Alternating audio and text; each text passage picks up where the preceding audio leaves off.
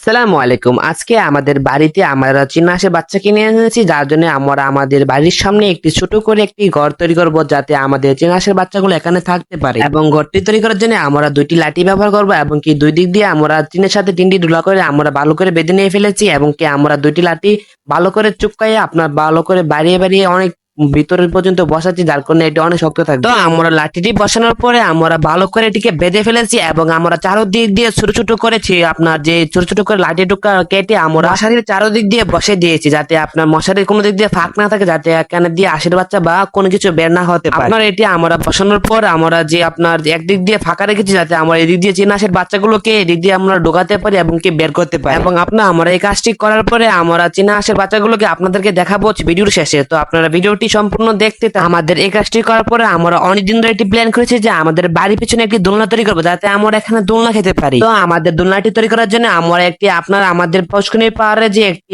গাছ রয়েছে, গাছের আগাটি বাতাসের কারণে ভেঙে গেছে, যার কারণে আমরা গাছটিকে কেটে ফেলতেছি। গাছটি দিয়ে আজকে আমরা দোলনা তৈরি করবো ক্রসিং ভাবে। আমরা অনেক কষ্ট করার পর আমাদের গাছটি কাটা কমপ্লিট হয়ে গেছে, এবং কি আমরা গাছটিকে মাঝখান দিয়ে একটি টুম করে ফেলেছি। আমরা যদি গাছটিতে দোলনাটি তৈরি করে তাতে দোলনাটি অনেকদিন টিকসই হবে, তাতে আপনার দোলনাটি সহজে ভেঙে যাবে না, যার কারণে আমরা গাছটি দিয়ে আজকে দোলনা তৈরি করবো। তো আপনার আমাদের একটি গাছে হবে না, যাতে আমরা তিনটি গাছ লাগবে, তিনটি গাছে ঠাইল দিয়ে, এবং কি আমরা একটি গাছের ভিতরে ভালো করে বেঁধে ফেলবো। বেঁধে নেওয়ার পর আমরা এটি দিয়ে আপনার দোলনাটি এখানে বেঁধে ফেলবো। বেঁধে ফেলার পর আমরা এখান থেকে অনেক করে মজা করে দোলনা খাবো, এবং কি আমরা দোলনাটি তৈরি করতে আমাদের প্রায় 3 থেকে 4 ঘন্টার মতো সময় লেগেছে। আমরা যেখানে বসবো এটি তৈরি করতে আমাদের অনেক সময় লেগেছে, এবং কি অনেক কষ্ট লেগেছে, যাতে আমরা এটি অনেক মজবুত করে বানাতে হবে, যাতে এটি সহজে ভেঙে না যায়। যার কারণে আমরা অনেক সময় নিয়ে এবং বুদ্ধি করে ভালো করে এটিকে বানিয়ে ফেলেছি। এটিকে বানানো শেষে আমরা আপনার যে দোলনাটির ভিতরে বেঁধে ফেলেছি, যাতে এটি অনেক শক্ত করে থাকে, আর 4টি দড়ি দিয়ে আমরা বেঁধেছি, যাতে এটি অনেক মজবুত হয়, এবং কি আমরা 2-3 জন বসে যাতে দড়িটি না ছিঁড়ে যায়। অবশেষে আমাদের দোলনাটি তৈরি করা কমপ্লিট হয়ে গেছে। তো আপনারা অবশ্যই মজা পেয়েছেন আমাদের ভিডিওটি দেখে। এই হচ্ছে আমাদের চীনা হাঁসের বাচ্চা। আমরা বলেছিলাম ভিডিও শেষে দেখাবো।